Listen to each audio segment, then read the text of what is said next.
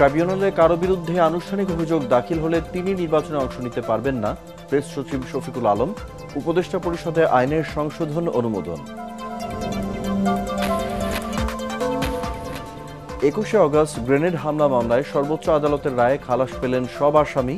তারেক রহমান দেশে ফিরতে চাইলে সহায়তা করবে সরকার, জানালেন পররাষ্ট্র উপদেষ্টা। সংসদীয় আসনের সীমানা পুনর্নির্ধারণ করে চূড়ান্ত গ্যাজেট প্রকাশ ইসির।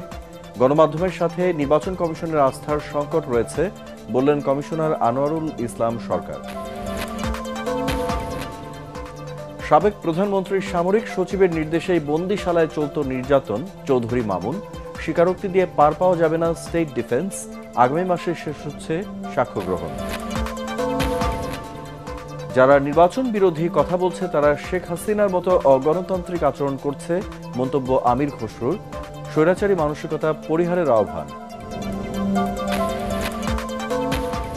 এবং মব সন্ত্রাসে উদ্বেগ প্রকাশ সফররত ট্রান্সপারেন্সি ইন্টারন্যাশনাল প্রধানের।